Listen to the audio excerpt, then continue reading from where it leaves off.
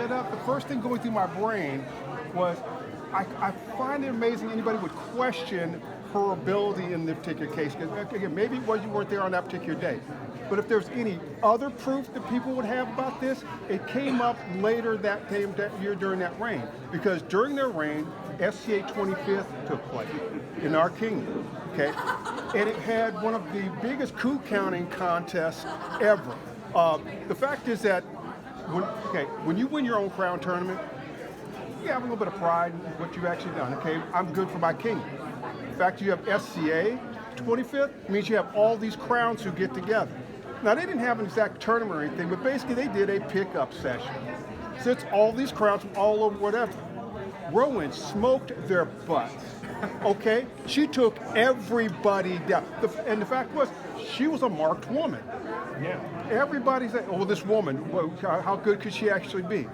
Unless you encountered this person, and this person with a absolutely rock solid defense. The fact is, it was frustrating to deal with her because it was near impossible to get through her defense when she was on.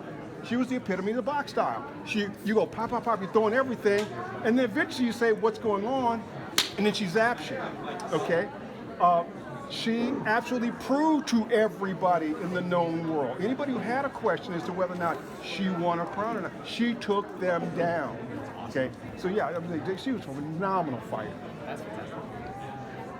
Yeah. And you didn't ever take her leg. If I had to name my 5 greatest Ansteorran heroes, or my 10 greatest, or my 50 greatest, I would spend a long, long time at it because there are so many candidates, including several sitting here and not all at the front.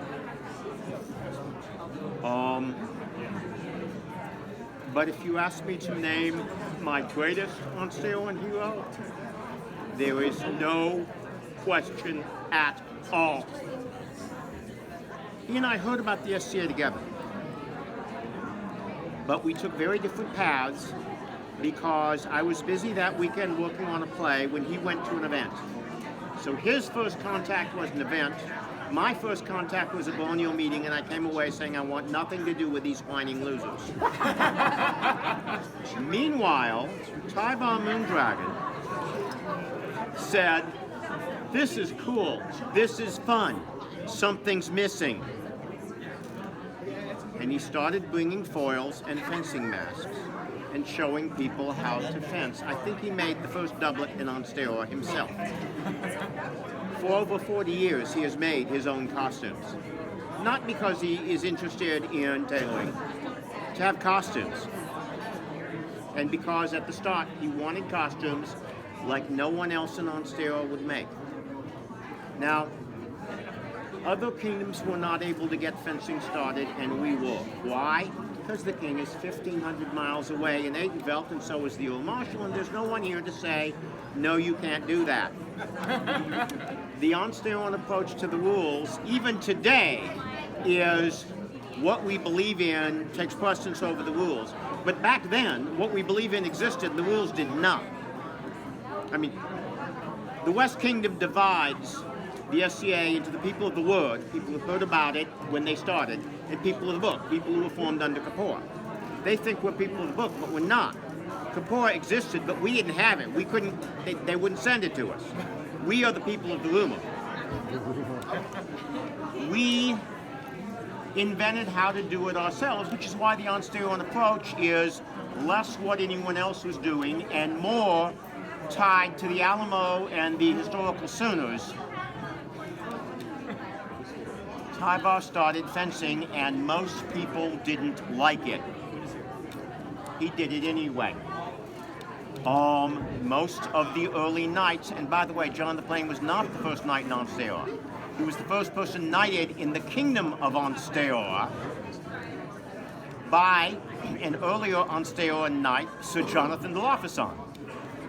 The first knight in Ansteorran was Sir Tarlamact, which Tivar was there when Tar was knighted. Tivar started fencing, and people didn't like it. You're taking people away from the heavy field. You just do this because you don't want to be hit. Now, some people, like me, would try to give arguments. Tivar put on heavy gear, started fighting. Not because he was that interested in heavy fighting, but because if people were saying, I want to fence because I don't want to be hit, okay, here, hit me. No, I want to fence because fencing is cool. People said, this is just modern fencing in drag. He made daggers, he made bucklers, he made cloaks. He turned this into something that was not modern fencing. And at first, the Ansteorrans, pretty soon I had joined, but he was way ahead of me. The best we were aiming for, and we were actually aiming for, was benign neglect. We hold our tournaments over there, away from the list field. We will give the name of the winner and the prize to the herald, and that person will be called up and given a prize in court, and that's really all that people had to pay attention to. And this was what we wanted, because we knew lots of people were staring at us, looking for a reason to ban us. One of the reasons I always thought that the position of White Scarf was always harder than merely being a peer is because no knight ever told his squires, look, don't piss off somebody, even if you're in the right and they're in the wrong, or heavy weapons will be banned forever. I had to do that. No law ever had to explain to someone why the arts really belonged in the SCA. Tivar started doing that. No pelican ever went to an event where service was banned. Tivar's motto is patience and persistence, and he embodied it. And what he did grew. And he built one structure where he noticed there's always a knight standing behind the king and the queen is chopped liver. So he started a legion of swashbucklers to go up and swear, I, Robin of Gilwell, swear upon my honor and upon my sword to defend the life of the queen and to preserve her good name and honor. And we'd get on the docket in court and we'd go up and swear, and the queens would smile at us sweetly and ignore us. And we started standing behind the queen, and for a little while, they ignored that. Then for a little while, they sort of expected it. And early in Ansteorran, it changed and queens started liking it. Patience and persistence. The weapons have grown. It spread from kingdom to kingdom. In a moment that utterly shocked me, and that I fought against at first, another kingdom wanted to use the white scarf. And my immediate reaction was, no, we built this signal and made it worth something. Why should we let someone else screw it up? This is our kingdom symbol. And the argument that convinced me was, if they want it, it's not a kingdom symbol. Tivar started the white scarf. He was the first, and for well over a year they couldn't make another. The standards had to drop before there could be another one, because there was no one with his combination of courtliness, service, prowess, scholarship. It is now part of everywhere in the known world.